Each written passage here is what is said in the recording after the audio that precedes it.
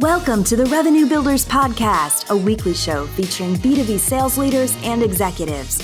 Hosted by five-time CRO John McMahon and Force Management co-founder John Kaplan, the show goes behind the scenes with the people who have been there, done that, and seen the results. If you enjoy our content, please subscribe, rate, and review the show to help us reach more people. Revenue Builders is brought to you by Force Management. We help companies improve sales performance, executing the growth strategy at the point of sale. Find us at forcemanagement.com. Enjoy today's episode. Johnny, please join me in welcoming my good friend, Coach Scot Loeffler, head coach, BGSU football. Hey, Scott. Great to meet you, and thanks a lot for doing this. Really appreciate it. Thank you. Thanks for having me, Mac. Thanks a lot, Cap, for getting me on this great podcast. Yeah, buddy, I've been waiting to do this for a long time. Your story is just a great one. We're talking about my alma mater at Bowling Green, which is awesome. And what I'd like to do is just kind of begin. You took over that program and it was pretty shaky. I think it was the offense and defense were near the bottom, if not last, in the NCAA. And let's talk a little bit about the concept of a turnaround and tell us a little bit kind of like what you were facing when you took the program over. And then, what were some of the big obstacles and how did you kind of mentally and methodically get through that kind of thought process of turning around a program? Yeah, I think Cap, it started way even before that. I remember when I was that young, hot in vogue assistant coach at Michigan. I'm 32 years old, 33 years old. It was Steve Sarkisian, Lane Kiffin, myself. We were the three hottest young guys going.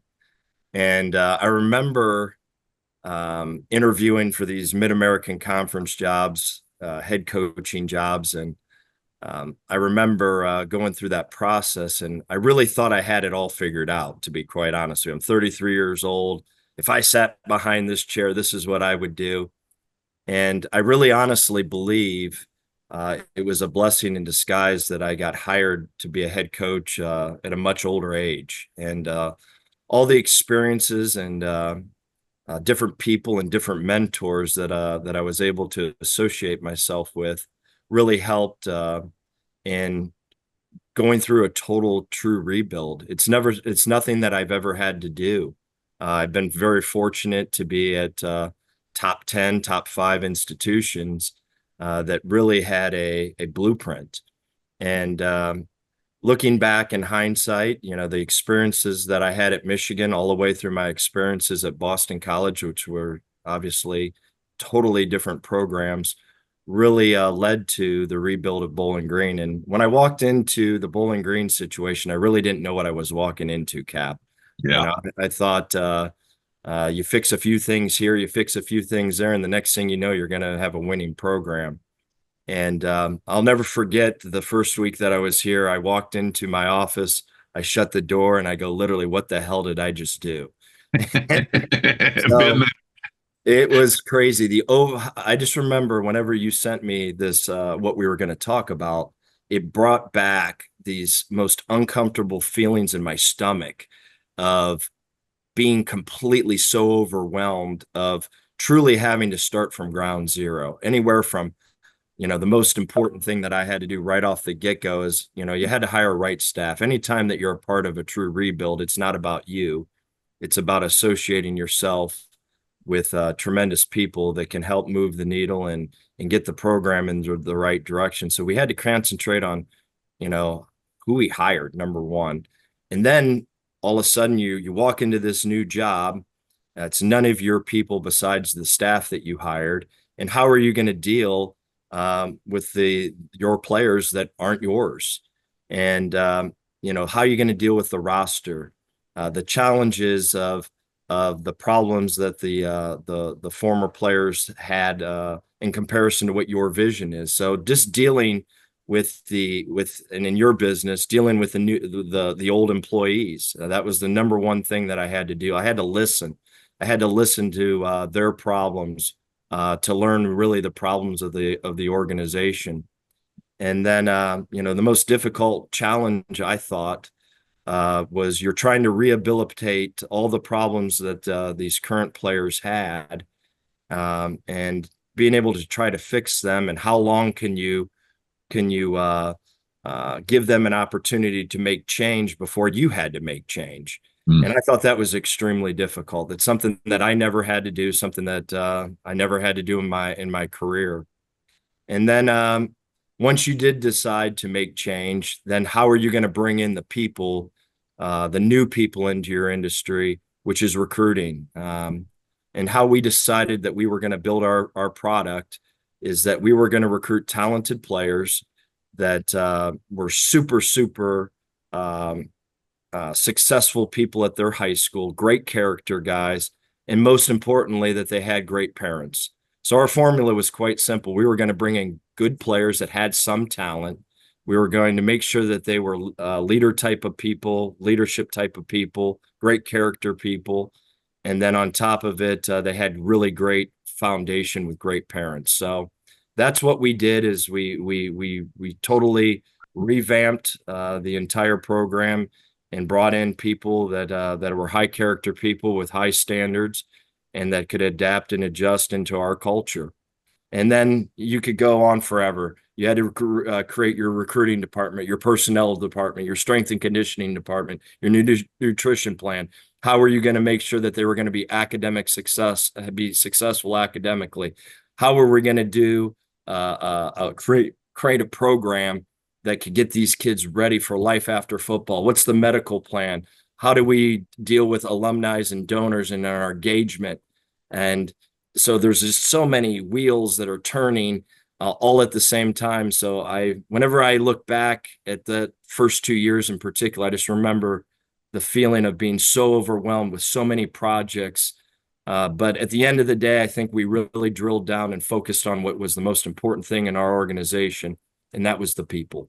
And we got our people right, and that's how we've changed our culture and our business at Bowling Green. It's all about the people. A lot of things to go into there, Johnny. Where do you want to start, man? There's a lot of going on. I want to start where he closed the door and he probably felt like a man on an island. You were the only one there. You close the door and you think, I'm a man on an island. So things are way worse than I thought. And now I have to go hire some really great people and turn around some of the people that you already have. And in some of those situations, what I've seen is that if there's a group of people, new leadership comes in, some people are dying for that new leader and new leadership. Some people, no matter who the new leader is, don't want any part of it. And then there's a little group in the middle that needs some convincing, and you also talked there about your vision versus the reality of what you faced. So when you hired these people, how did you know that they were going to stand up with you and be some of your champions and trying to implement the same vision that you had? Well, I was very fortunate, Mac, to hire a staff that had a ton of experience. And the majority of our staff all stemmed from my background at the University of Michigan. We all had great standards and unbelievable expectations. We knew how to do business in a championship manner. And I was very fortunate to hire some really, really super good people. You look at the coordinators like your CEOs, and I've got great coordinators. I've got great position coaches. So I was very fortunate to be able to have a group of people with the same vision, the same mindset, the same way of doing business. And so I had great alignment right off the get-go. I really, in all actuality, didn't have to establish that culture at Bowling Green. We already had the culture. We already knew the standards and expectations. So we simply took the business model that we knew at the University of Michigan and simply translated it into Bowling Green. Then obviously there's some unbelievable people that we all worked for. We took what they did really well and implemented it into the program. So it's just not solely the University of Michigan. There's a lot of common themes from a lot of great people that we all worked for in our organization. But then you also tried to take it down to the next level. You put leaders around you that had the same vision as you. But then you said I had to hire or recruit players that had leadership characteristics in their DNA and came from good families, because I think what you were trying to do is take this leadership and instill it all the way down through the players. Absolutely. It all stems from the players. And the biggest challenge was dealing with the players that were here previously and then bringing in your new players. And in recruiting, you have to be honest. And for the first 2 years in recruiting, I said, this is going to be a struggle. This is going to be hard. There's going to be a divided locker room for a little bit. And there was. Just like you said, there was a group of people that were dying for leadership and dying for change. And then there was some that they weren't going to change regardless what happened. And then just like you said, there was some people in the middle that needed some convincing. And I think that was the challenge for the first 2 to 3 years, was getting everyone aligned and all believing in the cause and all pulling in the right direction. But again, that during those 2 to 3 years, you had to make tough decisions. You had to remove guys from the program, and that was really hard as a coach, because you look at these kids as 18 to 22-year-old kids, and you wanted to give them every single chance you possibly could, because where are they going to go if they're not with you? And but we had to make some hard decisions. We had to make the best decisions for the organization and for our culture and for our team. And what I found fascinating is, as this process was moving along, I found myself as a leader really concentrating on the 10% that was bad rather than the 90% of my good kids. And I had great leaders around me that said, Scott, you need to stop concentrating on that 10% rather than worry about the 9%, 90% that was going to move and change the needle for our program. And I thought that advice is really when we really started moving in a really positive direction. I really started focusing on what we were doing well, the good people in our organization, rather than worrying about the 10% that weren't doing what they were supposed to do. And they eliminated themselves when it was all said and done. I was just going to say that typically when you get to a certain tipping point, those types of people will realize that they don't belong in this program anymore, and they opt out on their own, which is it's pretty typical, but it takes a long time to get to that point, right, Scott? It does, and in my industry, time is of the ultimate essence. I was very fortunate to walk into this organization, and they said that we're going to rebuild the whole thing, and then I had time. In a lot of these jobs, you don't have time. And I'm very grateful, and I have tons of gratitude to Bowling Green for letting us build a true football program that's going to have the chance to be super successful, has a chance to be consistent, rather than trying to put your hand on a dam that was about ready to break and doing it not the right way. So I'm very grateful that they gave me time, and our organization and our coaches time to fix it. What's interesting, one more thing, Johnny. Well, it says a lot about the people that you were reporting to yourself, that they understood that there's no quick fix to things like this, and they do take time. And probably in your mind, you also put a time period and a time stamp, thinking, I'm going to get it all done by this time period. And then you realize, it's a lot harder to turn around a program, and it always takes a little bit longer than you think, is what I really mean. Well, I had just like I said, some great mentors and some people that were at Bowling Green prior to myself. Obviously, having the relationship with Urban Meyer. Urban Meyer was here, so he knew the dynamics at Bowling Green. Dave Clausen was huge in this rebuild, and he's at Wake Forest. He wasn't even here, but he was a huge mentor on how this thing would look. He said, Scott, you're not going to be very good your first year. It'll be a honeymoon. Your second year, you're going to be worse. Your third year, you'll see light at the end of the tunnel. Years 4 and 5, you'll be super competitive, and then you'll have a chance to win the championship. So again, it's listening to other great leaders and listening to their advice is what really helped us rebuild this program. So one of the things I'd like to talk about is because change and being ready for change, an 18-year-old is probably not really equipped for that. You and I have talked about my career, and two coaches that recruited me at Bowling Green weren't even there by the time I showed up. We'll get into that later, but for you got recruited to Bowling Green and you're working for an athletic director, and then that athletic director moves on like right in the middle of your rebuild. And then you got another boss. So I want people to just contemplate that for a second. You know, how do you take over a rebuild, set expectations with your boss, and then your boss changes? Can you talk a little bit about that? Because that's real. That happens all the time. Yeah, it was reality, and I was very fortunate to have my new boss be a guy that I was with 26 years ago in my very first job at Central Michigan. So I had a relationship with him. I knew his standards and expectations. I understood how he ticked. And I was very fortunate that he was walking into our situation and he understood exactly where we were at. He knew my value system. He knows our staff's value system. And we were very fortunate to be able to mesh very quickly. But go ahead, Cap. Sorry, brother. Sorry. What advice do you have when you take over a new program, you take over a rebuild? How do you sit down? Because there's a lot of hype, honeymoon, great coaches come in, everybody wants to win right away.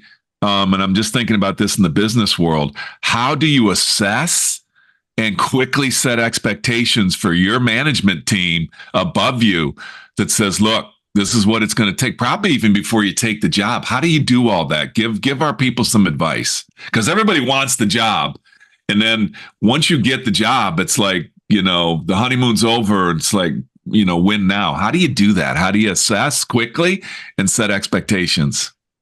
Well, we did assess quickly, and you realized real quick that we needed a ton of change. And so first, I think it's 100% transparency with your boss. There was no fluff in where I thought we were at. And you got to be careful with that, because all of a sudden, you know, you don't want to be the guy that's constantly giving negative feedback, but they also need to know exactly where you're at and where you're going to go. And then we did set time frames to every single thing that we wanted from an outcome aspect. It's really easy to point the fingers at everything that is wrong, but it's your job. You were hired to fix it. So go fix it and set time frames and get the job done. And the one thing that I can look at my bosses, I can look at the alums, I can look at the president of the university, is that we've done exactly what we said we were going to do to a T. We said that we were going to rebuild the program with people. We said that our timeframes were exactly dead on. I think we'd be a year ahead of where we actually would be if we didn't have the COVID situation. But we had a plan. We had a business plan. We followed the plan. We didn't waver from the plan. Obviously, we had to adapt and adjust because of rule changes. We had to adapt and adjust because of COVID. But that happens in any business, I believe. You know, you're going to have to adapt and adjust at things that you never even predicted would occur. And we had to, but we really stuck to the plan. And I'm very fortunate that I had enough leadership to realize that we were going to fix this, but it was going to take some time. And when did you and your team start to think, hey, some of these pieces are really coming together? This looks like it's actually I can start to see, you know, light at the end of this tunnel. Like this is starting to work. You're getting some, you know, visible wins. You're starting to see certain things are coming together. When did that realization happen? You started to see it in year 3, and in Minnesota. We beat Minnesota. We went up and we were 30-some point underdogs. And we 30. went up and we played super well and beat a Big Ten team. And then, you know, I'll never forget, we're on the plane ride heading back, and, you know, everyone from the president of the university to the alum to the fans thought, okay, we're here. And our staff knew that we were far from where we needed to be because we weren't consistent. We could look as good as any MAC team, and then the next day we would go in and perform on a very average to below average performance. And we knew in year 3 what needed to occur is we needed to teach and learn championship ways, championship actions, and most importantly, championship habits. And we really started to move in that really positive direction that year, from really working on our day-to-day habits, that which we knew would lead eventually to success in the future. But we were inconsistent. Year 3, we were better. We beat Minnesota, but we were still throughout the organization still very mediocre at a lot of things. And to get that repeatability and consistency, and you're constantly, revolving new players, you're constantly having to get new players that can step up to that vision and have that winning mindset that you described, right? Yeah, without a doubt. And, it's been a constant message. It's a message that I share every day, even though I think our habits and our actions align with our values right now in our culture. What we're speaking is exactly what we're doing on a daily basis, which that's why I think we've got a chance to make a run at the championship. Now, there's a lot of factors that come into play. There's staying healthy, all of which you can't control. But the things that we can control right now, our kids right now know how to speak our culture. They know exactly what it is. They understand that their actions and their habits need to match up with their speaking. And then the most important thing is I think they're doing a great job holding themselves accountable and holding others accountable. And that's all through great leadership. We finally have hit a point where we've developed leaders on this team that know the standards and expectations, and they hold themselves and they hold others accountable. I want to come back to that in just a second, but before we to the leaders in the locker room, I vividly remember texting with you. Sent you a text on Minnesota. I was so excited. I mean, I couldn't believe that you guys beat Minnesota. I just could not believe it. And you didn't just beat them. You outlasted them. Their guys were going down and getting hurt. It's the opposite that I see, for a Big Ten team playing a MAC team. You wore them down by the end of the game, which was unbelievable. But you said something to me really incredible. You said, "Hey man, we're thanks for the congrats. Appreciate it. We got a long way to go." And now when I hear you talk about it, I vividly remember when you said that. And I was kind of like, wow, even in the greatest moment, that's one of the greatest moments in Bowling Green history. Beating a Big Ten team is awesome. But you knew, Johnny, for me, it was like the opiate of the number on the forecast. And I remember specifically like delivering a big number, but realizing that we weren't there yet. So we delivered a big number, but the fundamentals and all the organization, all the performance, we might have gotten a big deal, but not all the things were firing in one direction. How did you reset? Because I remember like specifically one time in Germany, everybody's going, "Oh, we're back." And I'm like, and I'm calling back to the US and I'm saying, "Hey, we got a long way to go. We got a big deal, but we got a long way to go." How did you and it's hard for you not to get in the euphoria. How do you stay the course when you have little victories that everybody wants to turn into a big victory? I think our staff, we do a great job with communication, and we knew walking into the season that when we all said it, and we go, "We're not a consistent football team right now. We do not have daily championship habits," and we knew it. And they were exactly like that season. There was highs, there was lows, there was ups, there was downs. And that really occurred in year 3 and 4. And believe it or not, a little bit in the beginning of 5. And then finally we hit a spot where we all felt, and the staff felt it, the team felt it, that, gosh, we're doing things right on a daily basis. All the little things matter. Being on time, being early, trying to be excellent in every aspect of their life in terms of from practice to how we conduct ourselves off the field to academic success. It all mattered. And we're finally at that point in our organization where everyone truly believes that every single thing we do is going to have direct correlation to what's going to occur in the fall. What happens on January 25th at 5:30 in the morning at a 5:30 run, if we don't handle that situation at that moment the right way, it's going to affect what's going to happen in September. And for 18 to 22-year-old kids, that's hard. But they finally figured out that every single thing that they do is going to have a direct correlation to our success or failure in the fall year round. So I think that's, we all feel that right now, John. Yeah. Let's talk a little about coaching mentors. And you're the product of some unbelievable coaches. It's, it's hard for me to say that, an Ohio State guy is one of those guys on the list, but it is what it is. He's a fantastic coach. I want to just give the audience some flavor about, I work for John McMahon. I can't be John McMahon, but what I learned from John McMahon was incredible things around recruiting and leadership and accountability.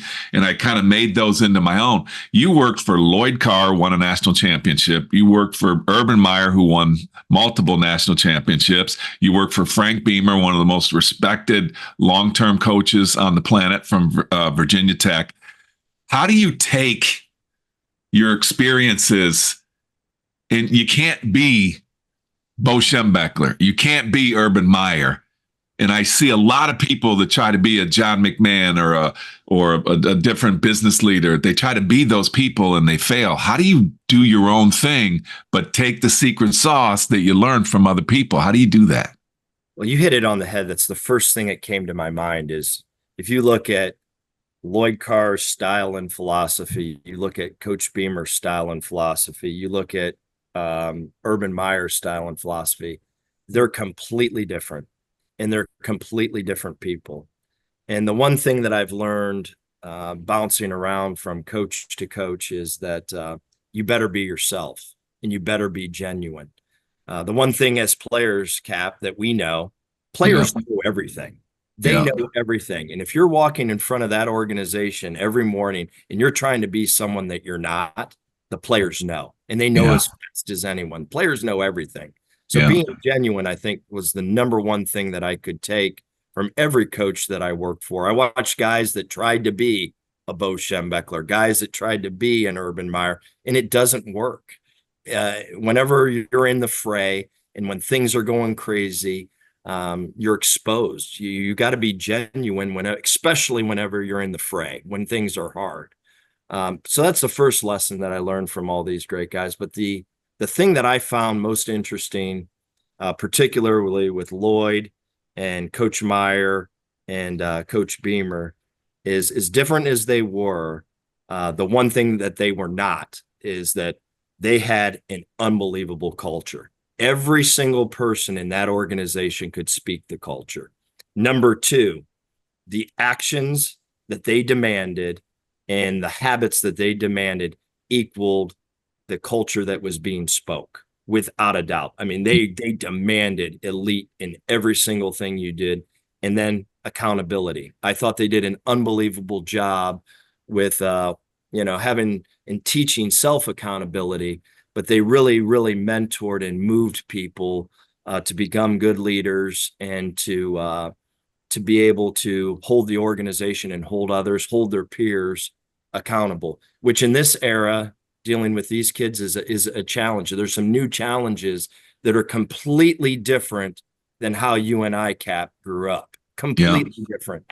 And we could share some of those later, but I think there's some hurdles in teaching leadership these days in comparison to when you and I grew up. I think there's a couple new in vogue things right now. Let's go there a little bit, Scott, because that's our audience, man. We have Gen X, Gen Z, Gen Y. We have the full gambit, and Johnny and I do a pretty good job of kind of calling this out. Like, the responsibility of the coach is to meet people wherever they are, and the responsibility of the player is to understand the culture, understand what's expected, and deliver. And if you don't like the culture, you can go somewhere else. And now there's all the rules in NCAA, they can go somewhere else. But like, what are some of the things that you've seen and some of the advice that you have for leaders, and then maybe also players in this, in this different culture. I'm not going to say new culture, it's just a different culture.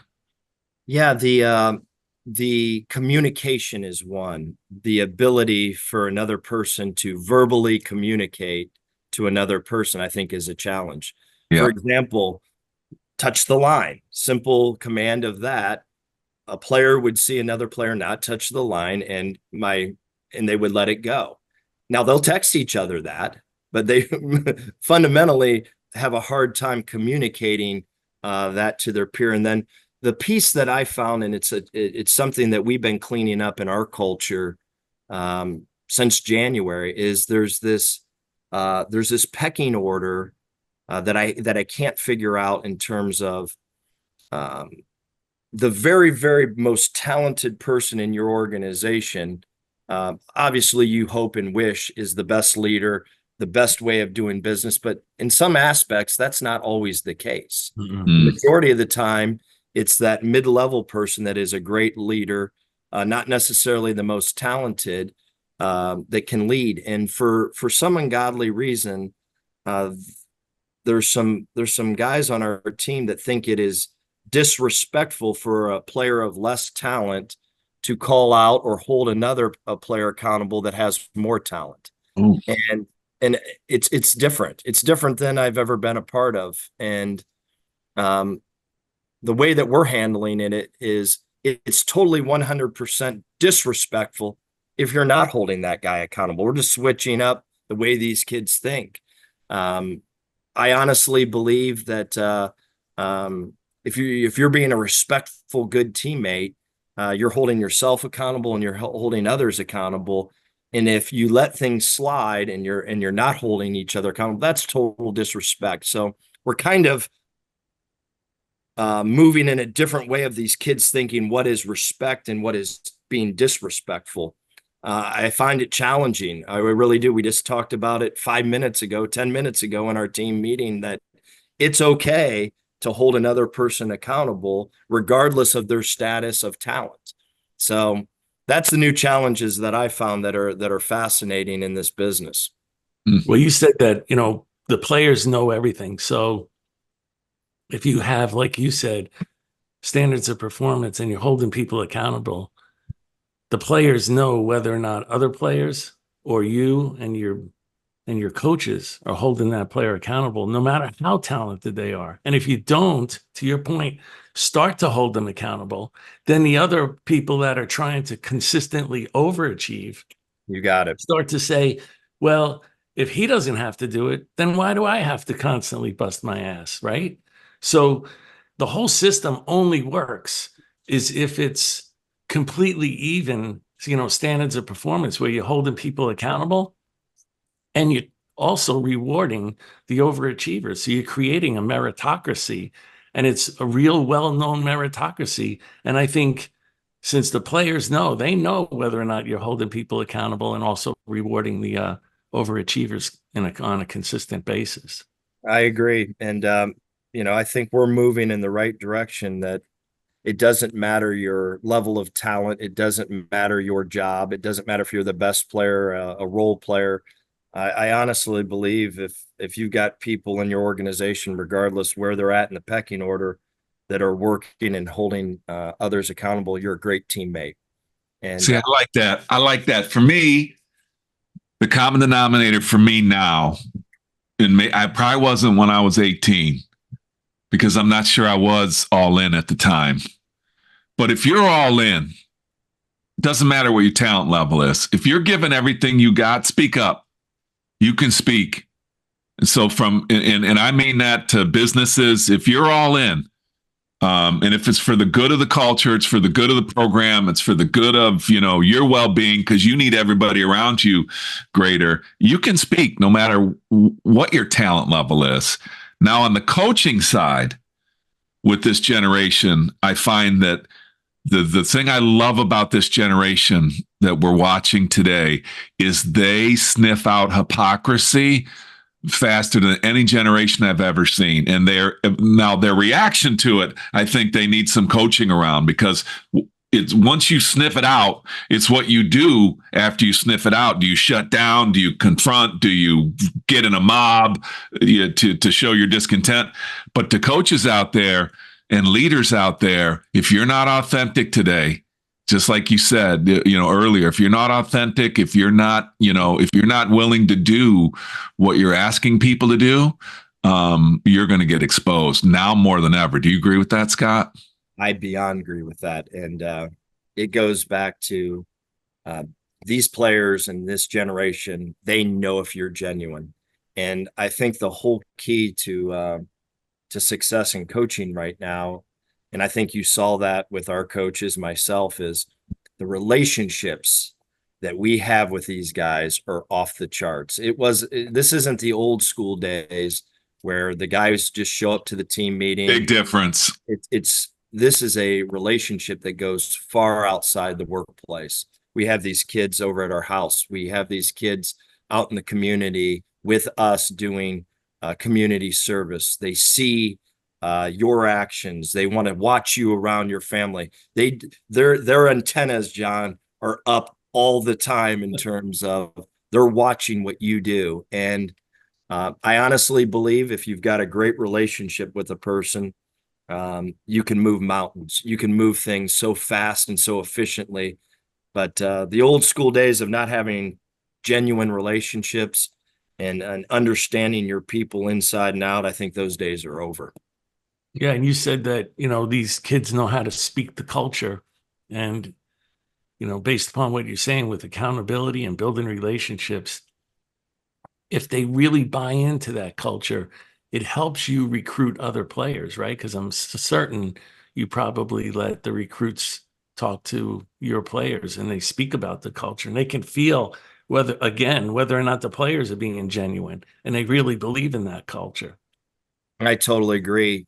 Every single time that I bring a recruit and his family and I go, we've got a great business school. We've got a great culture. We've got great people. We've got great coaches. I go, you can listen to my spiel all you want, but the ones that you need to listen to are our players. And that's why I believe right now that we've got something special going on right now, because our employees or our players are doing an unbelievable job recruiting other kids to this program. And success breeds success. People that are alike want to be around people that are alike. And I'm very happy with our culture in terms of our kids are doing a great job recruiting other kids to this program. And just like I said, it doesn't matter what I say, it's what the kids say. And that's really aided in recruiting a ton. Your talent that you've been around, you're kind of known as, I think is so cool. And it's amazing why I like you so much is because I'm a defensive knucklehead and you're an offensive genius, but we still get along. But when I think about, Johnny Mac, Yes, coach is called actually the QB whisperer for good reason. So Scott, you've coached Tom Brady, Tim Tebow, Brian Greasy, Chad Henne, Drew Henson, John Navarre, and Logan Thomas, among thousands of others. But these are QBs that played in the NFL. Could you share with the audience a little bit characteristics? And everybody's different, but what are some common characteristics of people that are just great? When I think about Brady, Brady fought for his life while you were coaching him. I don't know if you did it to him or Carr did it to him, but he lost his job twice, I think, at Michigan and came back, and he wasn't even really heavily recruited. What are some of the characteristics that you see from some of these great talents that you've been around that are just great for life? Yeah, there's no doubt. And the number one, it's not even close, is their toughness. And obviously in football, you have to have some physical toughness about you. But the mental toughness that all of these guys had were remarkable. And I think that the biggest characteristic that they had in terms of mental toughness is they had an unbelievable job of controlling what they can control. And if you look at Brady, he was the master at it. He controlled and worried about the important things, all the noise, all the things that he couldn't control. He was able to filter out of his mind. And the quarterback position is so hard to play. I mean, you're making incredible decisions in 1.5 seconds. And the great ones, they have the ability to worry about what they're doing and not worry about the noise and control the controllables. I think Brady's the best at it, and they all were good at it. Tim was great at it. Grease was great at it. Henny was a savage with it. Logan Thomas was great with Matt Gutierrez, who got hurt, who played 7 years in the NFL and was a backup, was unbelievable. And the second characteristic is they were all smart and they all had talent. You still have to have some type of talent. But whenever you look at these guys, particular in Brady, you would go, he's got talent. Is it the most talented guy we've ever seen? Absolutely no. So, you stem back to all these intangible things that these guys had. They're all talented, but they were all tough. They were all smart. They were unbelievable competitors in every aspect they did, from playing ping pong to playing golf to who was in line first to you name it. They were unbelievable competitive people. And then the thing that I found most interesting with all of them, and I try to mimic myself with all of them, is their work ethic was off the charts. Their habits were incredible, and they were maniacal about those things.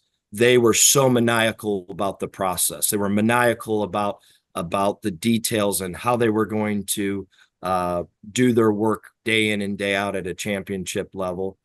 And then the last two, I think, were hands down. And when it comes to traits of those great ones, they were great teammates and they were great leaders. And the reason that they were great leaders is they established relationships in that locker room with everyone, from defensive guys to guys that were poor, to guys that had different religious beliefs, to guys that were different, had different race, you name it, it didn't matter.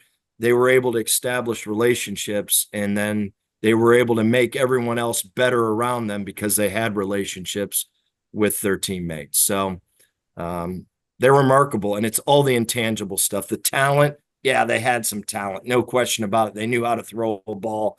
They were big, they were athletic, but that's not what made them special. What made them special was those intangible things that I just talked about. And it sounds like it made them, all of those things made them role models for the rest of the team, where people could look up to them and say, that's who I really want to be. I want to be just like that person. Yeah, no doubt about it. And, the number, 12, Brady, was the best at it. What separated him, in my opinion, besides his ability, his mental toughness, it was the ability to get everyone around him better. And that's what made him the GOAT. Yeah. What about resilience?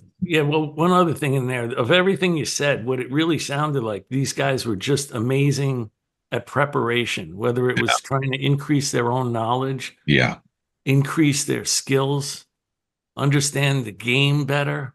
And you talked about the process.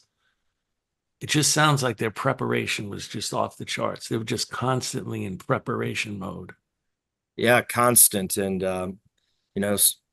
half to the 3/4 of those guys that I've coached, but, anytime I'm around a guy like Peyton Manning or someone that's been at the most highest level of their trade, you're constantly asking them on how did you prep? What did you do? You're constantly learning to try to get the edge of preparation, because at the end of the day, in our industry, the most prepped person is always going to succeed, because they could walk into that arena with 110,000 people going bonkers, and they have an incredible confidence. They're able to focus on what they can control, and they go out and they do their job and they execute in a very chaotic situation. And preparation, in my opinion, equals confidence. And you're not walking in front of 110,000 people and execute in 1.5 seconds with 300-pound guys trying to kill you, unless you have an incredible confidence and incredible mental toughness to worry about your job and concentrate on what you're supposed to do. Yeah, there was a rumor on the Patriots, because I lived in Boston, that there was the Brady rule. Like Belichick said that all the coaches had to be the last ones to leave the building. But then every time they wanted to leave, Brady was the only guy still in the building, looking at film. And so they had to implement the Brady rule, where as long as it's only Brady that's still in the building prepping, you can go home. Good luck. You're going to have to sleep in the office like I do. Good luck. Yeah. So let's talk a little bit about that. I know we're joking about that, Johnny and Pepper Johnson. We had Pepper Johnson on, who's a friend of mine from back in the Detroit days. But the preparation piece goes back to not having the greatest talent. Even when Brady delivered at Michigan, and the famous thing that they show is at the draft day, he's got the horrible body, he's got like the dad body, and he's 22 years old, and they show him spinning around or whatever, and that 14, or I can't remember how many quarterbacks got chosen ahead of him. But even at Michigan, Henson comes in with this unbelievable athletic ability, but it's this mental toughness of, if I prepare, perhaps my chance will come. And it's the people that suffer adversity that they prepare. I think about people like Tebow that got exposed physically at the next level, but mentally, when he got his chance and to do stuff like in that playoff game, just like some famous stuff, there's preparation. They're prepared when they step in, but they're also prepared when they get asked to step out. They come back. They always step back in.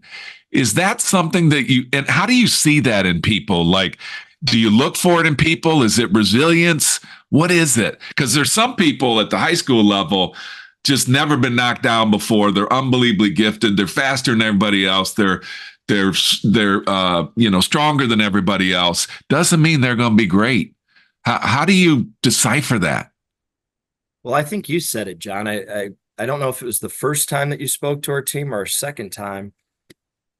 Whenever you're successful, you've fallen like 75% of the time. You've had adversity, and the only way that you're going to ever get better in anything is learning from your mistakes or learning from unfortunate circumstances that occurred.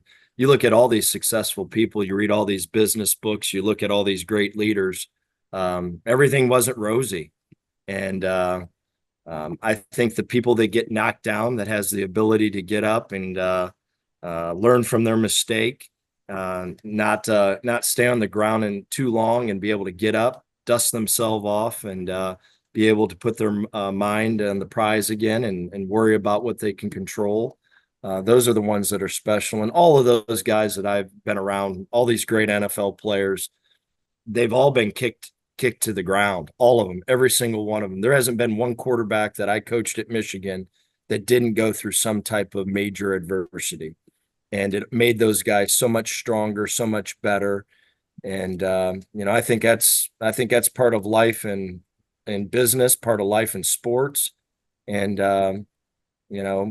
when you get kicked and things happen in your family, you're not going to get in the transfer portal, are you? You gotta bounce and adapt with what the cards you're dealt. And those great ones that I've been around have an unbelievable way of handling when things aren't going great. And 75% of the time, things aren't going great, and you learn from those situations, in my opinion. We're doing a series right now with Doug Holliday, and he wrote a book called Rethinking Success. And one of the things that I love, we're getting ready to do the next chapter, which is owning your story. And Scott, you and I know we've had a lot of discussions about this, like in my career, but the advice of just giving people owning your story, the good parts, the bad parts. There's no heroes, there's no victims. It's just a story. And the leaders that I've seen who have owned their story, the players and the employees that I've seen who have owned their story, negative things that have happened are great opportunities for growth in life. And so I find that people, though, they don't want to talk about the negatives. Like and I'm always leery of recruiting people like that. If you can't explain to me how you got knocked on your face and you learned something from it, I don't want you to be knocked on your face for the first time working for me, because it's guaranteed going to happen. So do you kind of believe in that? Can you tell? And sometimes some of these kids coming out of high school, or some of these people, these younger sellers that are killing it at places, and then they jump into the portal like our sellers do, and they go to the next company. They haven't really identified with a lot of adversity. They probably had it, but they don't identify it with it. What advice do you have there for leaders and players? That's a tough question. I mean, it really is. We've all been a part of some people that have had super success, and then all of a sudden, when the adversity does strike them after they've had super success, they don't always get up. They don't always repeat their success. And I don't know. I think a lot of it, to answer your question on how we try to identify that, is we ask the tough questions. I remember, whenever you came and talked to our staff, you go in an interview question, you want to know what was the biggest thing that you didn't accomplish in your career, and why, and what would you do to fix it? And I think those are great questions where we have to rely on with an 18 to 22-year-old kid. And it goes back to a lot of our recruiting philosophy is parents. The parents. You can generally get a sense of, can this kid handle adversity? Has the parents put him in adverse situations? Or are they helicopter parents that is protecting this kid inside and out? Whenever we recruit a kid, I want parents to walk in here that has held their kid accountable, that have put that kid in situations that they had to figure it out, had to deal with adults. You could sense those parents that are the ones that walk in and are defending their kid to a teacher or to a principal. And you can find those parents and identify those parents that let their kid go walk in and have that discussion with the teacher or the principal, opposed to them constantly bailing them out. So in our industry, because they're 18 to 22 years old, we're really relying on getting a feel for what's the parent's philosophy in terms of parenting. You go to the high school coach and you ask questions of, okay, when this kid had this problem, how did he respond? Did his parents bail him out, or did he bail himself out? So, but that's, I think in my opinion, it is by far the secret sauce is of finding those people that can handle it whenever things aren't rosy, without a doubt. I agree. It comes down to whether or not their parents are pushing them, or are they pushing themselves? What are they really driving towards? What drives you, and really trying to understand what drives that kid. I have always asked that in interview questions. I've always asked, what's the toughest situation you ever faced in your entire life? And I want to go deep into that. What drives you? And I want to go deep into that. What's the most competitive thing you ever did in your life? Maybe outside of football. And I want to go deep into that, because that tells me everything. I'm kind of getting past the surface of the person and trying to understand at their core. What are they really about at their core? Maybe it's really difficult when they're 18 years old, but those are still some questions I'd probably try to explore. But let's think about that. Some of these kids, it amazes me. I'm watching, they go to the NFL. I'm watching them on an interview, and I'm like, this person is so well-spoken. This person is got so much wisdom. And I have to catch myself. They're 23 years old or 24 years old. And that amazes me, is that, the people are put in adverse situations. They prepare. It just makes you grow up fast. And so for all of our people out there listening, I think it's you have to ask people. I had a leader tell me one time, John, I asked the question you told me to ask. I asked, what's the toughest thing that ever happened to you? And the guy told me his father died in the first year that he was in college. And I said, oh, wow. And he goes, and he said, yeah, it was awful. And I didn't know what to do. And I was like, why? Like, that's as real and raw as you can get. And, I'm not saying you dig in and you desensitize it and say, oh, sorry that happened to you, but, what did you learn? But that is really how you find out about people, is when they're talking about the tough stuff, not about, I was 3-time All-State. I can bench press 500 pounds or whatever. I make 200 cold calls a day. It's like in tough times, I think you really find out who people are. And so I highly, highly encourage, especially people, our leaders that are hiring other leaders. If you're not asking that question, like Johnny talked about, what's the most difficult thing you've overcome in leading a team before? And if you don't get to those things, you don't really find out who you're really dealing with. So I highly, highly recommend that. Now, the last thing I want to talk to you about here, we're coming up on it, and I knew this was going to happen, but dude, your operating rhythm, Johnny, I spent 3 days with these people in Bowling Green. I swore to my wife I wasn't going to go back, but this flipping guy came to my house in Charlotte, North Carolina, and recruited me back, and I'm so thankful that he did. So I'm back in. I'm all in for Bowling Green. I'm happy, and he invited me for 3 days, Johnny, and the operating rhythm that I saw. First of all, they gave me an agenda, Johnny, and it said beginning 5:30. Our first meeting was beginning at 5:30 in the morning, and you can't hug your pillow anymore at 5:30. No, yeah, that's what I said. And the first thing was 11:30, and the last meeting was done at 11:30 at night. And Scott, do you remember when I called you and I said, "Hey, bud, like, are you trying to impress me?" Or you said, "Why? What's going on?" I said, "Dude, it says our first meeting's at 5:30, and then we're done. We're going back home at 11:30." And I'll never forget it, Johnny. He said to me, he said, "John," and he wasn't bragging. It was just like so raw. He said to me, he goes, "Cap, I do that every day." So, and I remember telling you, Scott, that I've never seen an operating rhythm and an execution when you were out there at practice, and every minute of practice is scripted. Your operating rhythm and time management. Can you give us some insights on like how do you think about that? Plus, your constituents, alignment, athletic department. You had me speak to the School of Business. You had me speak to students. You had to speak to coaches and players and athletic administration and the president of the university. All of those are your constituents. How in the world do you build an operating rhythm around that and stay effective in time management and in just operating rhythm? How do you do it? Well, I think I learned from some really good people, and probably in our business and probably every other business, there's just not enough time in the day. So I think we're super organized, and I've learned from a lot of great people of how to be organized.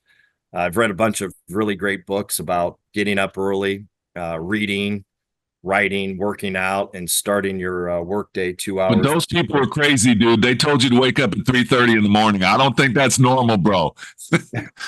I don't know if it's normal, but it's something that I've done for a long time, and I think it goes back to the people that are in this building. We love what we do. I love what I do. We've got tremendous passion for of developing young men into great fathers, great husbands, leaders in the community. We want to win.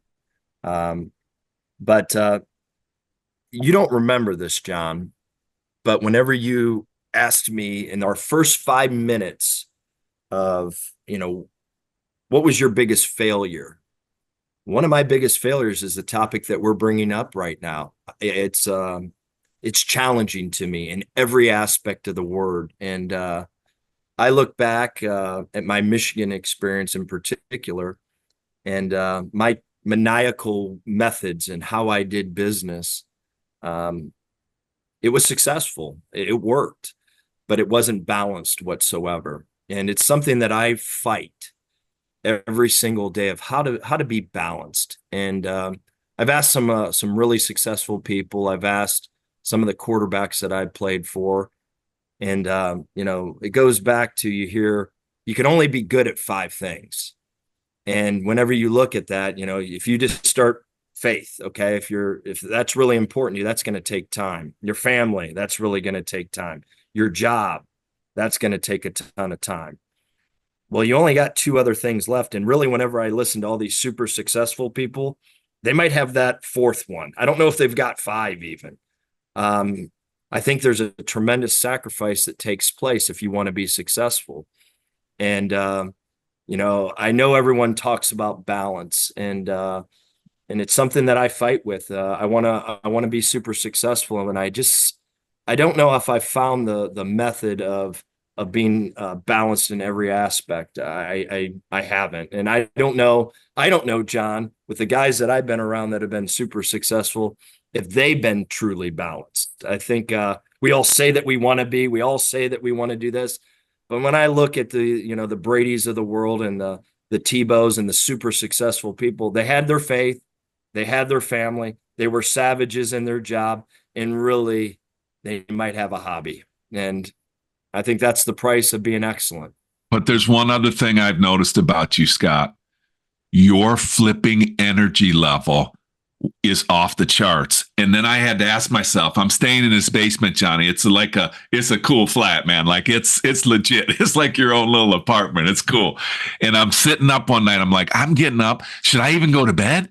Like he's going to come. I don't want to be like old man Winter. Like he's got to wake me up. So I got to be in the kitchen before he is. And the dude gets up at 3:30. But I thought to myself, this dude isn't tired, Johnny. And this is something, great advice for people. Scott is job crafting. He's found a job and he's doing things that give him energy. That way he can do things from 5:30 in the morning to 11:30. If you're doing things that give you energy, it's like renewable energy. Like time management is a joke. I don't think there's anything, there's nothing. I don't believe in time management. Energy management, I believe in.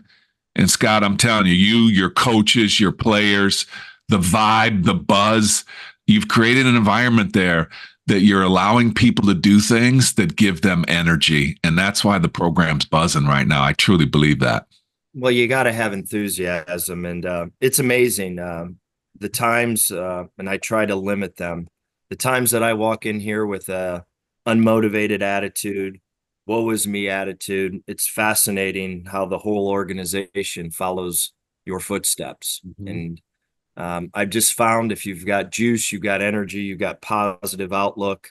That doesn't mean everything's rosy all the time. You gotta attack the problems. But motivation, juice, enthusiasm, energy, it's fascinating how that, as a leader, that'll trickle down through your organization. And that's one thing that I have learned through a lot of great leaders is that you walk in that building and you have a crummy attitude, your whole organization is going to have a crummy attitude. And so it's a small thing, but I think it's critical to move the needle of your program or business or whatever you're doing. It goes that with your family too. You have a crummy attitude, your family's going to have a crummy attitude. So it's all about attitude, because you can control it, John. Yeah. You can control your attitude, man. Attitude is everything. I wish I could have controlled it when I was 18, brother. I couldn't control it. Here, my friend. Amen. Amen. Johnny, any last thoughts for you? I want to give a little plug for this program, but I want to do that after you have a chance to give any last thoughts. Now, I know we're going to come back to you, Scott. I know it's probably going to be hard to do it during the season, but we'll kind of keep an eye on the program and everything, and we're really excited for you. So, Johnny, any last things from you? No, just there was so many parallels between what we do as sales leaders and what Scott does as head football coach at Bowling Green. It's amazing how there's so many parallels. They're probably implemented a little bit different ways, but the things that really matter and matter the most, pretty common. Yeah. I want to just say to you, Scott, I'm thrilled. If you had asked me 40 some years ago if I would have a coach from Bowling Green on a podcast that I would be hosting with one of the greatest sales and technology board leaders on the planet, if I would be in this position, I would have said, actually, no, there's no way. But what you're doing with the students, what you're doing with the administration, what you're doing with the senior administration, what you're doing with the coaches and the team, and you're getting results. But I'm just telling you, if people are listening, you got kids out there and they're athletes, and the athletic director is amazing. It's my plug for Bowling Green. It's really I'm actually I'm very proud to have this conversation with you. We wish you the best of luck, dude. You're a great person and a great coach. And go get them, brother. Go get them. Well, John, I try to find people like you and all those great things that you said. If you've watched your career and you watched your businesses, and you try to associate yourself with people that are much better than you, and I have, and I'm very gracious to be around a really smart guy, a really guy that does things right in his business. I've watched how you dealt with your family, and you've got gratitude, and you've been successful in business, but you found a home back at Bowling Green where you're able now to pass the positives and negative things that you went through during your career at football to help our players. And anytime that I'm around someone that has gratitude and give back and wants to help a young man succeed, I want to associate myself with those type of people. And you are hands down, John, one special dude, and I appreciate you. Dude, appreciate you, man. Ziggy. Ziggy, man. Thanks for listening to today's episode. Be sure to check us out at forcemanagement.com.